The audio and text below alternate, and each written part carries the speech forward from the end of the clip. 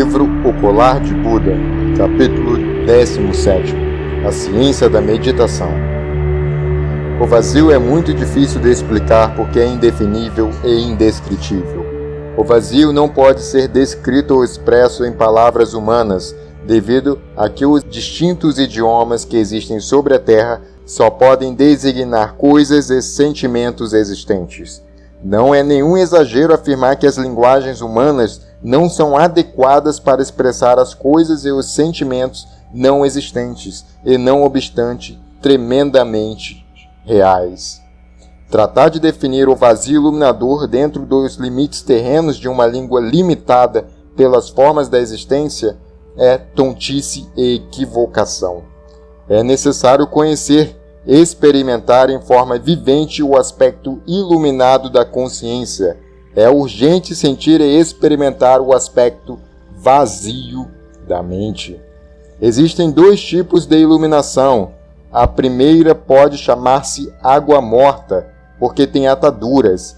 A segunda é nomeada como a grande vida, porque é iluminação sem ataduras, vazio iluminador. Nisto há graus e graus, escalas e escalas. É necessário chegar primeiro ao aspecto iluminado da consciência e depois ao conhecimento objetivo, ao vazio iluminador. O budismo diz: a forma não difere do vazio e o vazio não difere da forma. A forma é o vazio e o vazio é a forma. É devido ao vazio que as coisas existem e pelo mesmo fato de que as coisas existem, devem ser o vazio. O vazio é um termo claro e preciso que expressa a natureza não substancial e não pessoal dos seres. É uma indicação, um sinal do estado de absoluta ausência do eu pluralizado. Só em absoluta ausência do eu podemos experimentar o real. O real, aquilo que não é do tempo, isso que transforma radicalmente. O vazio e a existência se complementam entre si, se abraçam, se incluem, jamais se excluem, jamais se negam. Agente comum, corrente de todos os dias, agente de consciência adormecida, percebe subjetivamente ângulos, linhas, superfícies, porém jamais os corpos completos por dentro e por fora, por cima e por baixo, por diante e por detrás, etc. E muito menos pode perceber seu aspecto vazio. O homem de consciência desperta e mente vazia e iluminada eliminou de suas percepções os elementos subjetivos, percebe os corpos completos, percebe o aspecto vazio de cada coisa. Esta é a doutrina não discriminativa do caminho do meio, a unificação do vazio e a existência. O vazio é isso que não tem nome, isso que é o real, isso que é a verdade e que alguns chamam de tal, outros de Inri, outros de Zen, Alá, Brahma ou Deus, não importa como se lhe chame. O homem que desperta a consciência experimenta a tremenda verdade de que já não é escravo e com dor pode verificar que as pessoas que andam pelas ruas sonhando, ou seja, dormindo, parecem verdadeiros cadáveres ambulantes.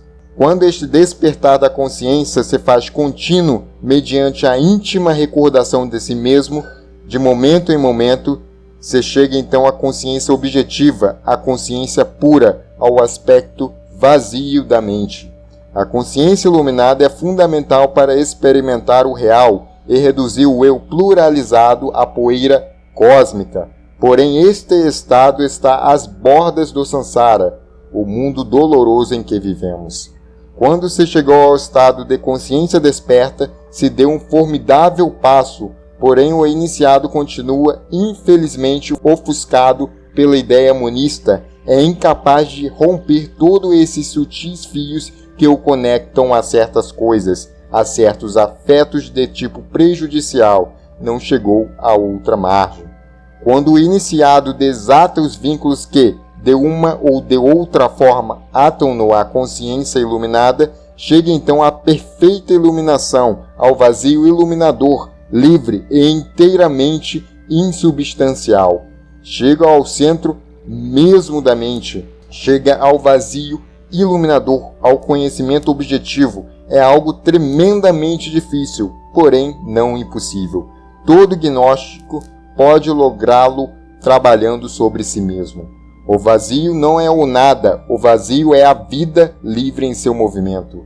O vazio é, o que sempre tem sido e o que sempre será. O vazio está mais além do tempo e mais além da eternidade. A mente tem 300 mil clãs e centros receptivos, e cada clã deve vibrar ao mesmo tom sem esforço algum. A mente é de natureza feminina e está feita para receber, assimilar e compreender. O estado natural da mente é receptivo, quieto, silencioso como um oceano profundo e tranquilo. O processo de pensar é um acidente anormal cuja causa se encontra no eu pluralizado. Quando a mente está vazia de toda classe de pensamentos, quando a mente está quieta, quando a mente está em silêncio, os 300 mil clãs vibram então ao mesmo tom sem esforço algum. Quando a mente está quieta, quando a mente está em silêncio, advém a nós o novo, isso que é o real.